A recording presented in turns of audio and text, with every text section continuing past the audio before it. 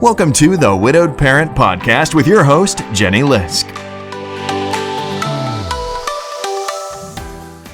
Hey everyone, it's Jenny Lisk, and this is episode 157 of the Widowed Parent Podcast. So I had such a great discussion with Michelle Glogovac for this episode. And Michelle lost her dad when she was 7, and I'm so grateful that she was willing to come on and speak with us for this special discussion that is our first episode of this year's Children's Grief Awareness Month. It's kind of funny actually how I came to be speaking with Michelle for this. It's a sort of a melding of my two professional worlds. Listeners might know that in addition to being an author myself, I work with other nonfiction and memoir authors. And Michelle has a new book for authors, which is all about how to pitch themselves as guests on podcasts, plus lots of other advice related to that topic. And I picked up her book as part of that other side of my work with authors. And I just about fell over when I read early in the book that her dad had died when she was young. And so I knew I needed to reach out to her and see if she would be willing to share her experience with us. I'm so glad she did, and I know you will be too. Before we jump into my discussion with Michelle, I wanted to let you guys know some news from here.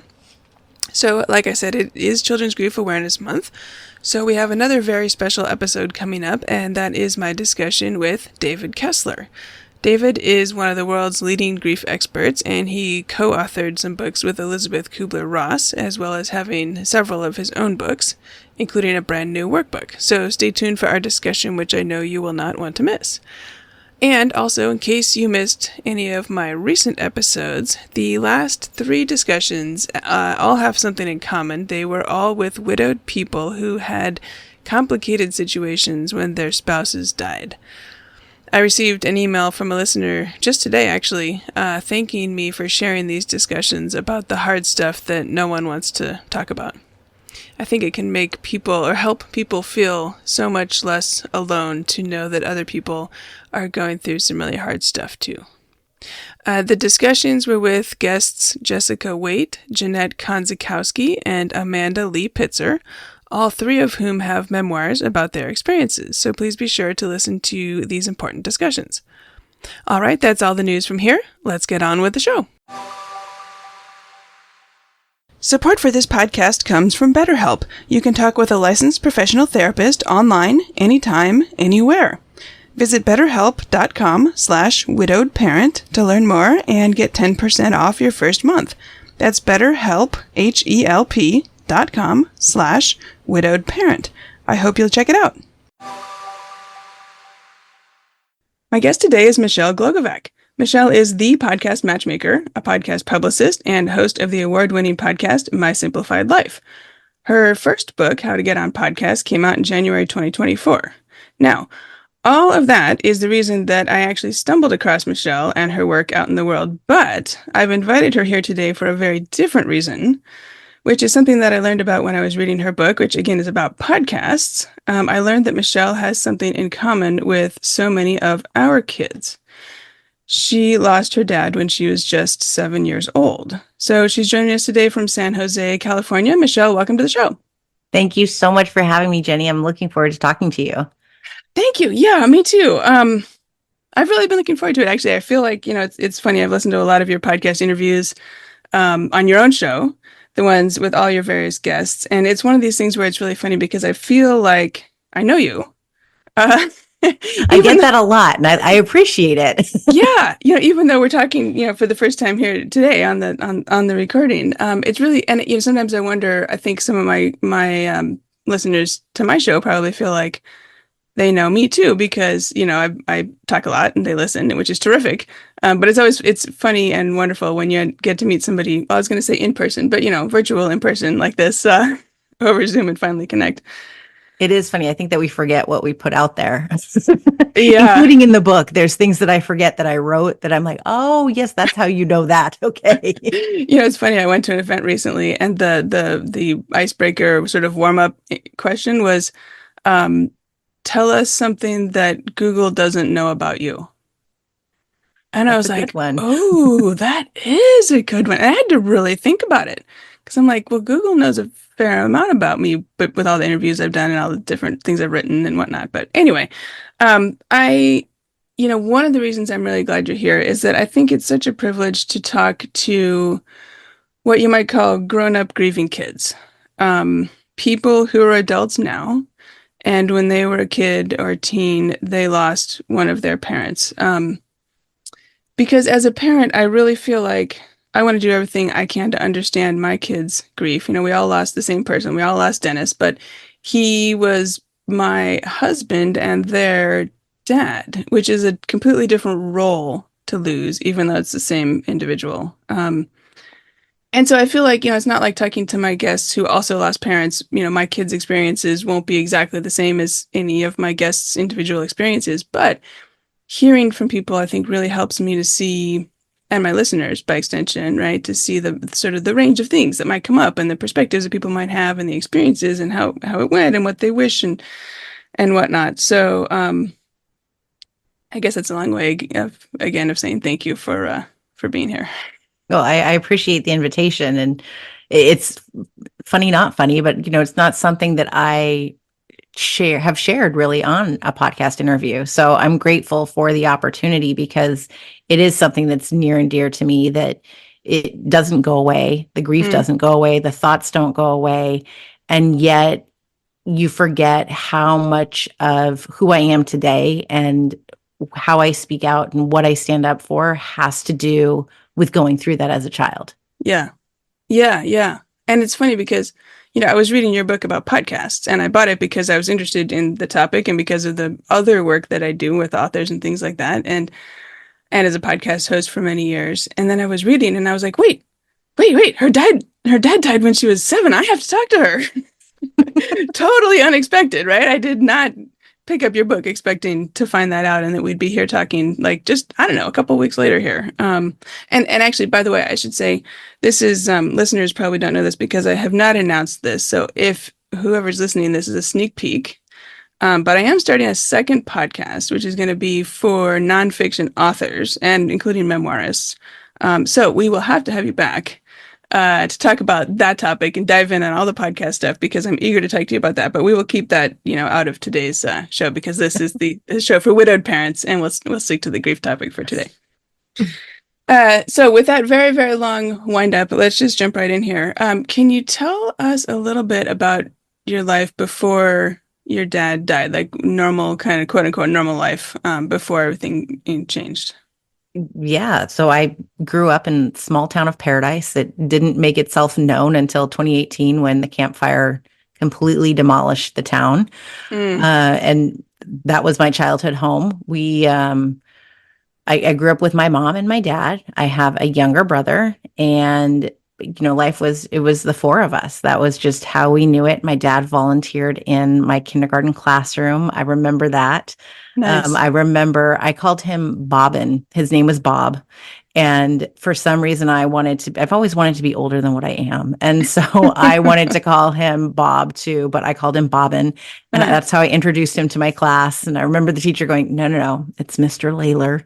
That's how we refer to him. I remember him doing his best to be domesticated. And one Halloween, we went out trick-or-treating and he stayed home to make peanut butter cookies. And when I came home, and one of my favorites, I figured out very quickly that he mistook the sugar for the salt. Oh, no. And I remember going, oh my gosh, I have to help you track down all these little kids that you just handed out cookies to because these are nasty.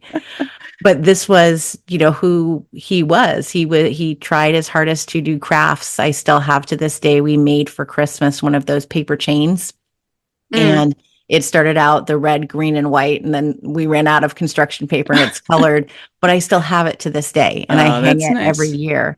Yeah. So that was just really what I remember it as being, him being very present.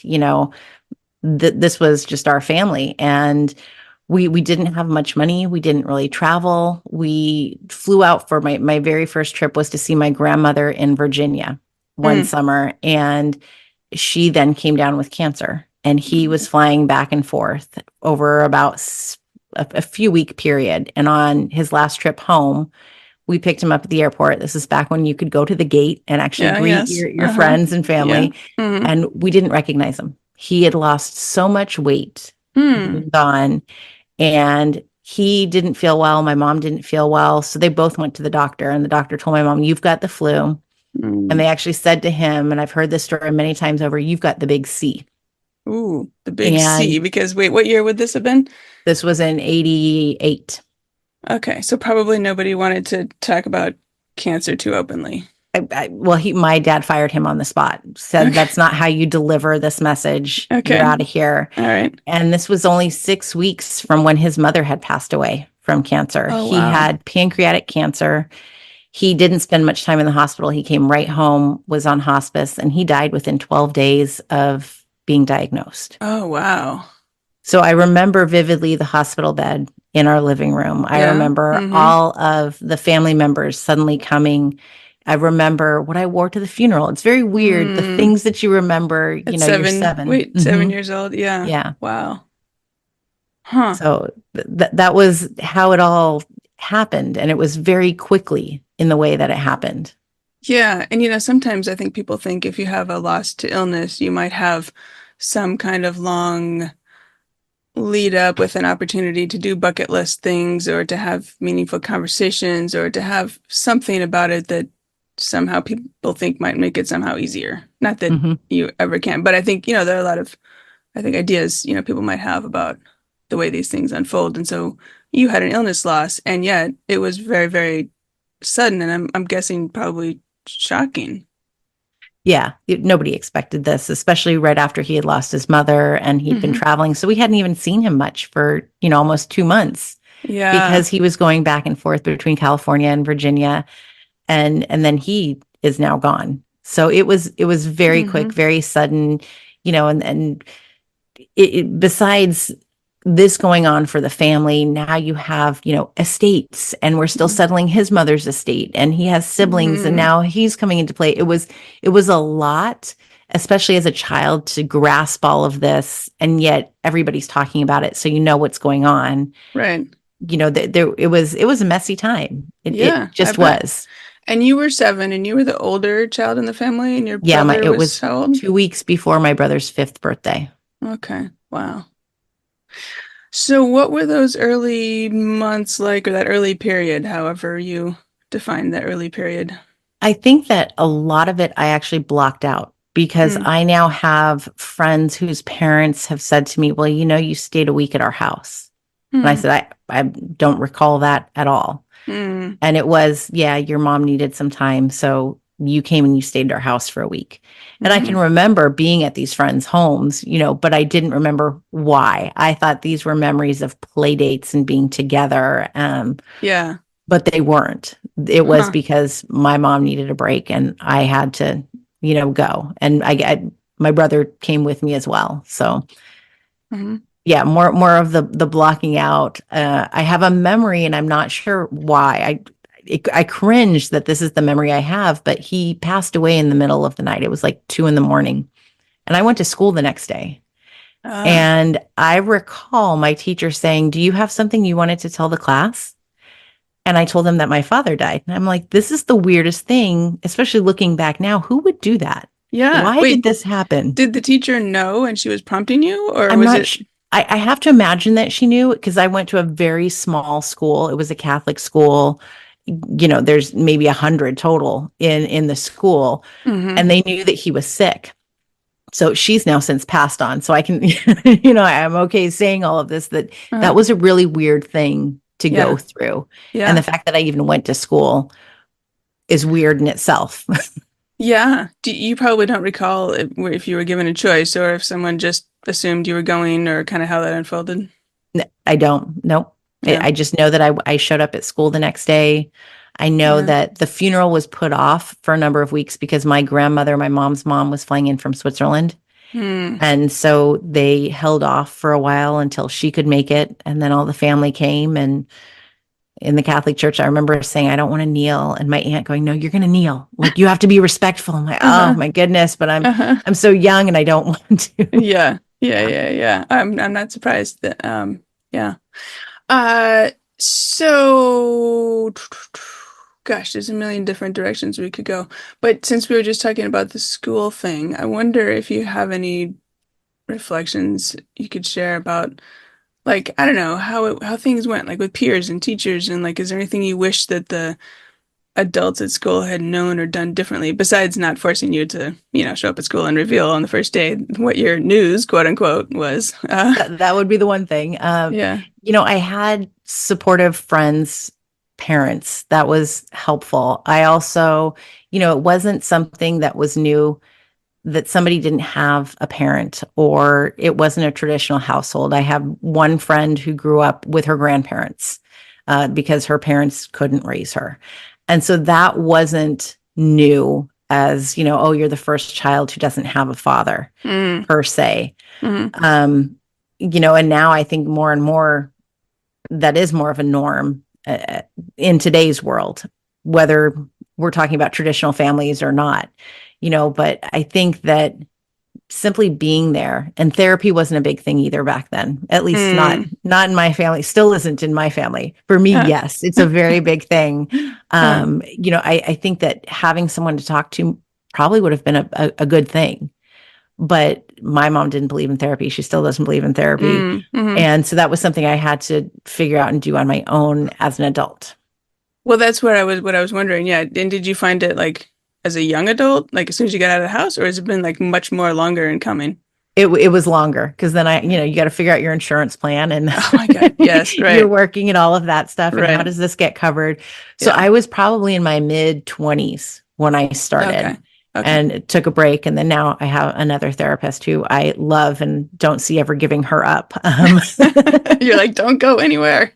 Yeah, and she's helped show me a lot of, who I was at the age of 7 is who I am today and how it all, comes into play really, how those experiences have shaped and molded me to who I am today. Yeah. Yeah. And especially now that I'm a mom, to look at my kids and think, how would I do it differently? What would I do? I'm curious about that. Yeah, because a lot of times when people, I find, I talk to people and they lost their mom or they lost their dad at a young age, how that influences then their parenting of their own kids later when they grow up. It's the parenting and beyond, because so my mom was a stay-at-home mom. She couldn't balance a checkbook. She didn't know how to write a check.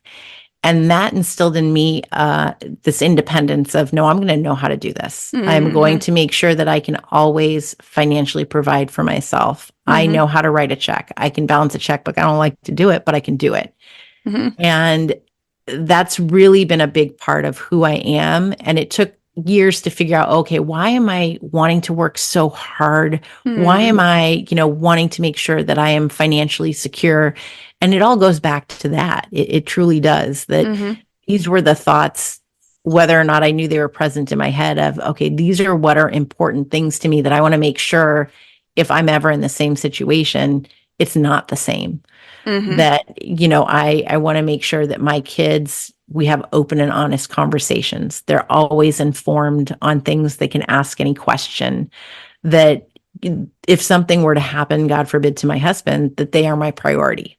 That they are not, I couldn't imagine sending them to someone else for a week, especially if this happened. So those are all things of what I would do differently, to ensure that they're cared for, that they are the priority over me.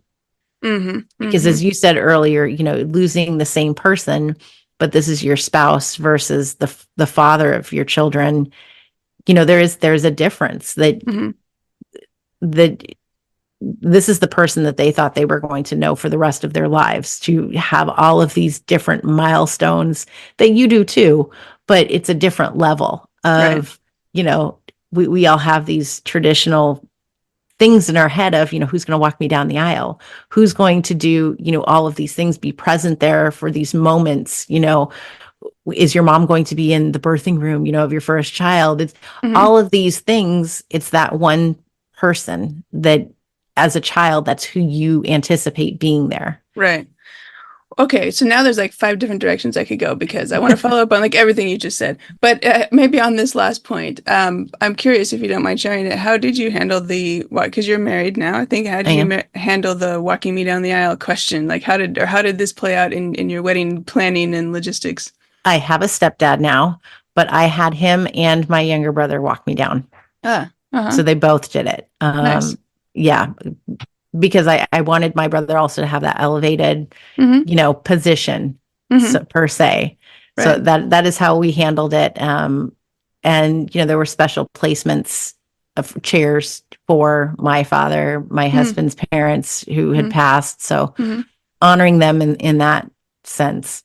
Right. Yeah. Okay. Well, thank you for sharing that. I think it's useful for people to hear kind of, the range of possibilities, how people handle these things and what kind of issues come up. And, another thing you mentioned was about milestones, and which reminds me of the idea that an interesting thing about kids' grief is like you were 7 when you lost your dad. So you could only grieve kind of at the level that a 7-year-old understands things, understands the Mhm. world, understands relationships, understands loss, understands anything. And then people tell me that especially like when those puberty brain upgrades hit, right? Your cognitive capacity takes a big leap. And then kids a lot of times end up re-grieving because they have new capabilities, new cognitive levels that they realize maybe some things they didn't realize before. And I'm curious if you've seen had experiences with that or seen that play out at all. I definitely think it never goes away. It Mm, just changes. mm, And, depending on the moment in time, there's always a reflection period of, oh, what if?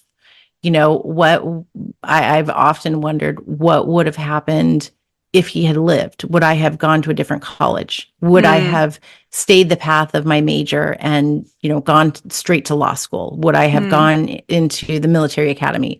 What would have happened or changed if he had stayed alive? Would these things, he was very much a proponent of education. And so that's why we went to Catholic school. And my mom always said, you're going to college. Like, this is what your dad wanted, and this is what you're going to mm. do. But I do wonder what would have changed throughout. And that's always been something that I've pondered over the years as I've gotten older, as decisions have been made, as I've chosen different paths. How would that have been different if Yeah, he were alive? right. And I'm guessing one frustrating thing is it's impossible to know. Like you can never resolve in your mind an answer to Yeah. that. You never know. There's also stories that you will never know. Or, we had a lot of family drama, especially with my grandmother passing away so close to my father. And his family members didn't agree with my mother on different levels. So there was a lot of I always tried to grasp onto that. I wanted to keep up to date as I could on what I was doing. So I would write Christmas cards, even if nobody would reply back. And it's only been in the last 5 to 10 years that connection has been made. That I'm now getting stories of, when your dad was a teenager, he did this. And did you know he was a prankster and he did this? And, on this one trip, he did this. And it's now hearing those stories that, I'm 43. So this is the first time I'm getting to hear a lot of this about Mm, who my dad was. mm-hmm. Mm-hmm. Well, I'm glad you mentioned that. And sometimes it makes me wonder. I mean, I feel like I should be doing um, more deliberate things to try to uh, help I mean, I tell the kids stories, and as things come up, I mean, I finally learned. I eventually, like in the beginning, you're like, oh my God, I don't want to get anybody upset, right? If I mention, Dad used to like whatever, maybe it's going to remind everybody that he died, and everybody's going to start crying or something. Which of course is ridiculous, because of course they didn't forget that he died. But as you're Yeah. kind of learning in the beginning these things, right? It's like freaking me out. I think other people, you don't know how to handle it, and now over time, I'm like. I finally learned, right? Share the stories, tell the things, and they love it when I tell them something maybe that they hadn't heard before, or when I repeat something they do know, how much he likes Star Wars, for example. But sometimes I wonder if I should be doing something more deliberate, like, I don't know, doing a better job making photo books or collecting stories from people and capturing them in some kind of, Shutterfly book or something with people sharing memories, or I don't know. Did anybody do anything deliberate or organized like that in your case? No, I have. I've been doing that over the years and collecting photos. And again, it's been recently that one of his last brothers passed away, and his wife, my aunt, sent me a bunch of photos that I had never seen before, Mm, because she knew that I'm the keeper of, the photos. I'm the one who's looking at all of these things. And going back to what you're saying about, how do you talk to your kids and stuff? I think that it's really important for you to point out what parts of him are in them. And that's going to make me cry, because when you lose your parents at a young age, there's parts that you don't know that, who do I get this from? It's like a child who's been adopted. What was my parent like? Oh, well, yes, I have his blue eyes, but what else do I have that is like him? Yeah. So I think it's important to point those features out to them too. Yeah. Thank you for sharing that.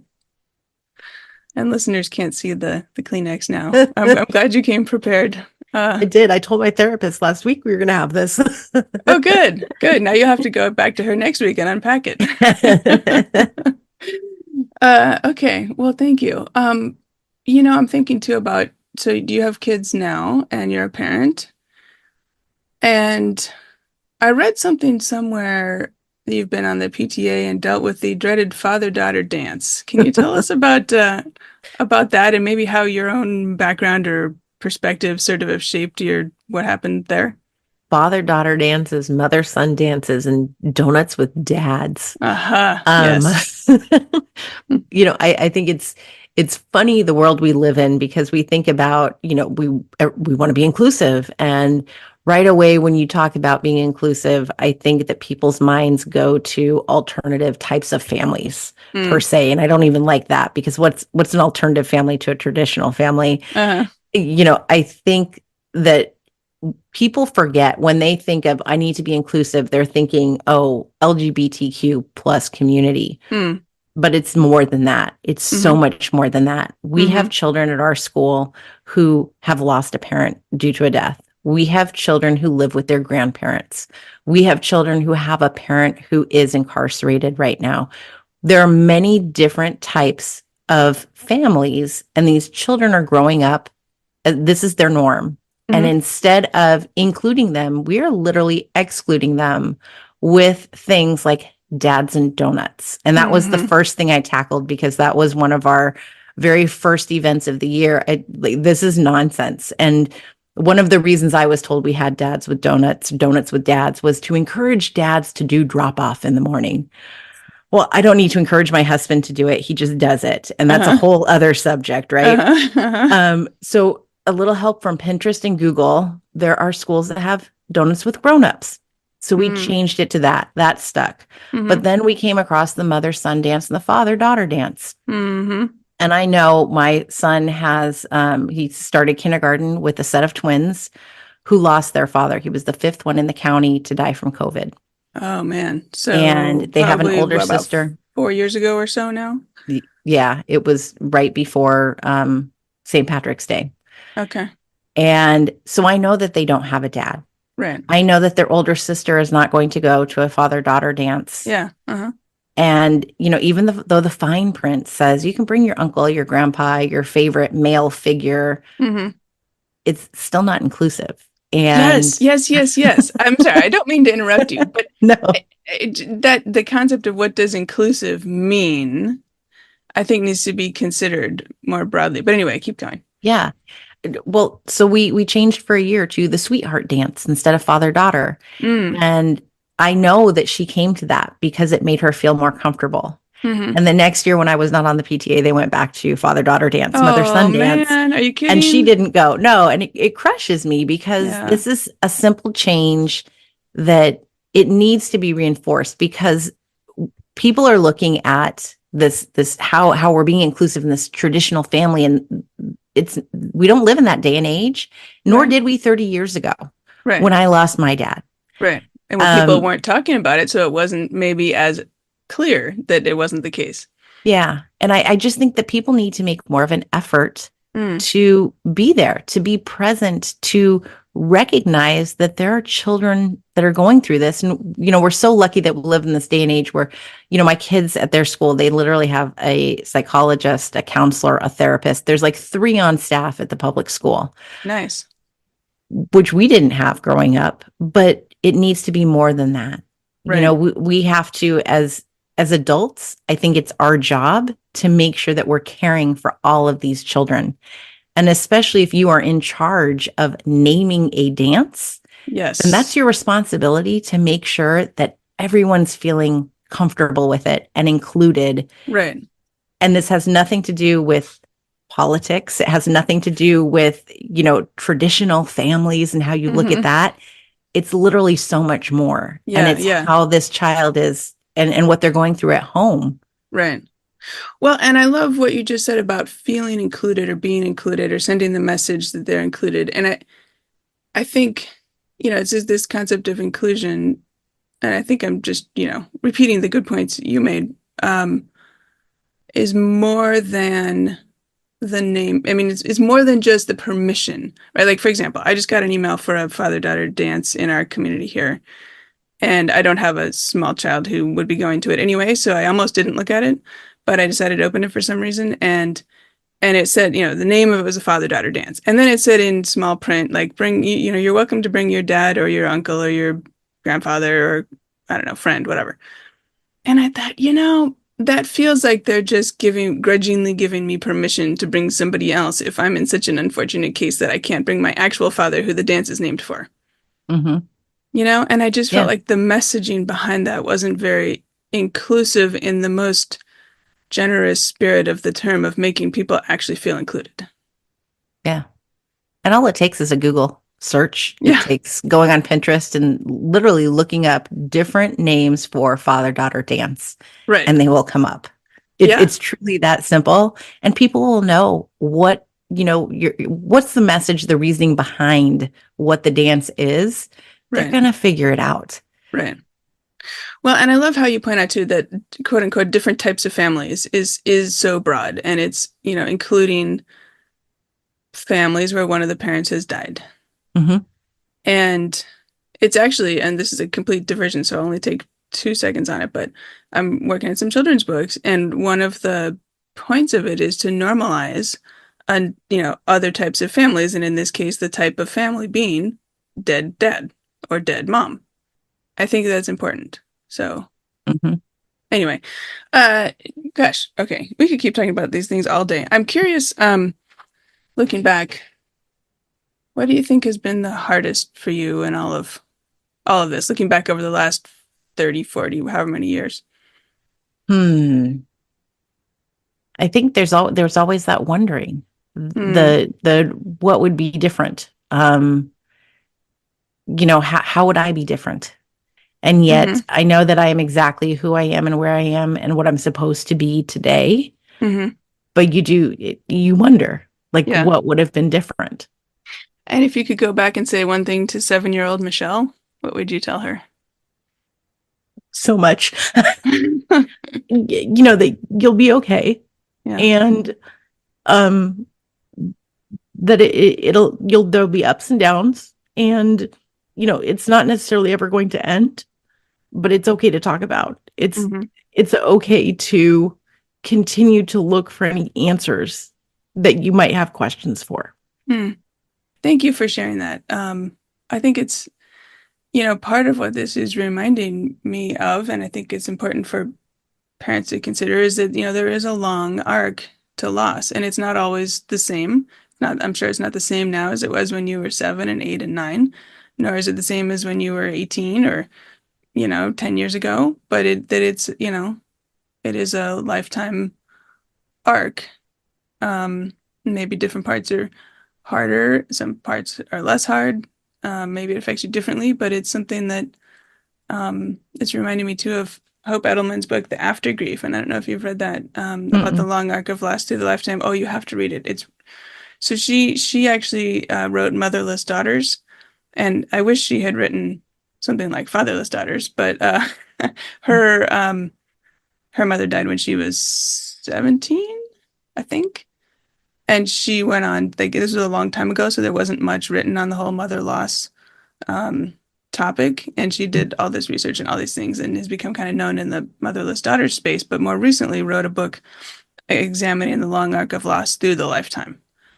And it was fascinating. And so I would encourage you and also but listeners to pick it up. I've talked to Hope about it. I'll put the episode in the show notes because I think it was a good discussion to sort of get some ideas about how this does affect um, people through the lifetime. Yeah. It never goes away. It doesn't. And it can pop up. And, whether I think that whether or not you talk about it is also a difference of, me coming here today and sharing it and knowing I knew a week in advance that this was going to happen. So, Uh-huh. you to give yourself permission that it's okay to talk about, it's okay to cry Right. and, to feel the feelings. It's all okay to do that because this is normal. Whatever normal is, whatever you feel, that is normal and it is okay. Mm-hmm. Mm-hmm. Mm-hmm. For sure.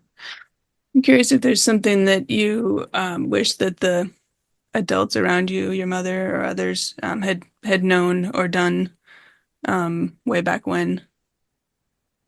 I think it goes back to your question about how much you talk to your children about Dennis and what do you bring up and Uh, to keep talking, right. um, to ask if they're okay. Is there something you want to talk about? Is there a story that you want to hear? Um, to just be open and to communicate Mm-hmm. as much as you can, as healthy as you can, to not be afraid to reach out to a therapist to help you with those conversations. you know um I think that probably would have helped me greatly Yeah. growing up, Yeah. Yeah. to have outside help. Right. Did you guys have a way of celebrating or marking his birthday or death anniversary or other kind of days like that? We'd always go to the cemetery, which doesn't sound uplifting at all. And still to this day, like my brother and I will, and my mom will exchange, text messages or something just, to remember. Mm. But I think, for me, every Christmas, putting up that paper chain and Yeah. that my kids now help me with that and that they know and that they also know that this is something that I've kept since I was 5. So that's almost 40 years old that this Yeah. paper and glue has stuck together Yeah. and has gone cross country with me on moves, that Yeah. it's still here. So there's a piece of me and him together and what we created, and that my kids can see that too. Yeah, I love that. And I'm guessing you probably tell them stories about their grandfather that they never met. As much as I can, yeah, which is why I think it's also important that, we're connected with his family, his extended family. So they've met great uncles and whatnot and extended cousins and get to hear more stories as well. Stories that I didn't even, know, or pictures that are still coming out of the woodwork that I've never seen before that they get to share as well. Mm-hmm. Mm-hmm. Yeah, I love that. As we're gonna have to wrap up soon here, but do think we could keep talking all afternoon because this is such an important topic. And I mean, like I said at the top, it is such a privilege that people like you are willing to come on and share. And when I say people like you, I mean somebody who lost a parent, who is a everyday person out there in the world. You work in podcasts and books and things, and previously I think you worked in like corporate sales, and like you don't do grief work. You're this is part of your own personal journey, and being willing to talk to us, it is a privilege. And so I really appreciate your opening up and sharing about these things. So Thank you. on behalf of all my listeners, no, I thank you, because we can learn from you, and I mean, like I said, I will never, I mean, my dad's still alive, as is my mom, so I will never understand firsthand what it's like to lose a parent at the age of 7 in your case, or 9 or 11 in my kids' cases. And listeners, probably their kids were small infants or grade school or teenagers, but young. And I'll never understand firsthand, and the closest I can get is talking to people like you who are willing to share. So again, thank you.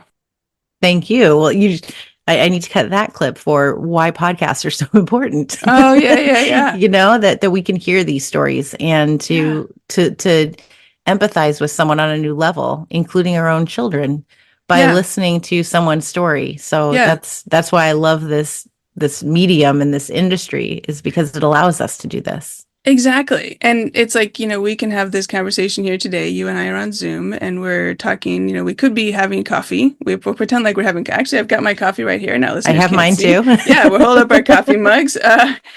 And, but people get to eavesdrop on a conversation, that they wouldn't otherwise be doing. Unless I guess we were sitting at Starbucks and they were sitting at the table next to us and eavesdropping that way. That might, which would be me. Yeah. that might work too. But I'm curious.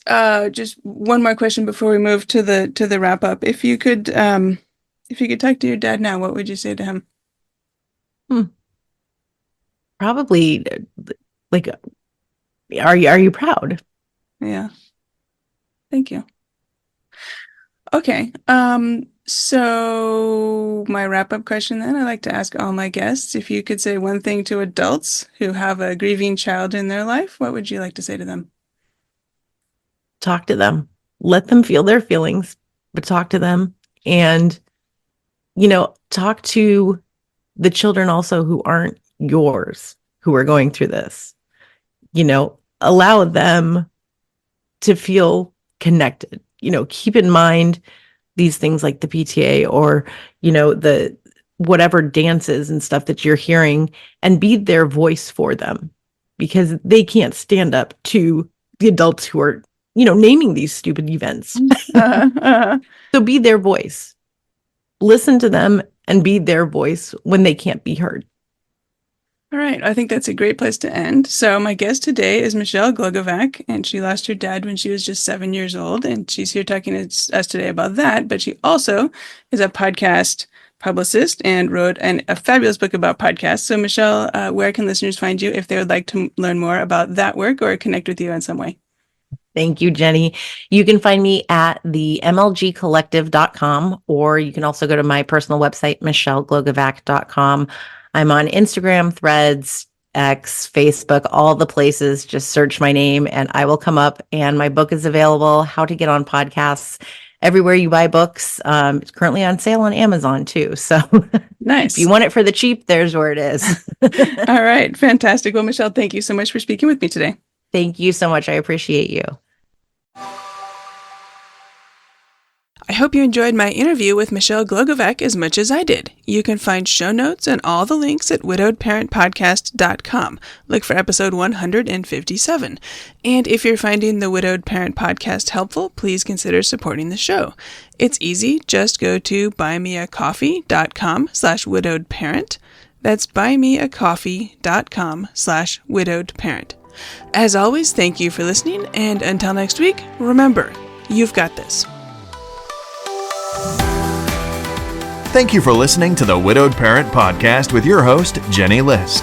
Connect with us on social media and at widowedparentpodcast.com.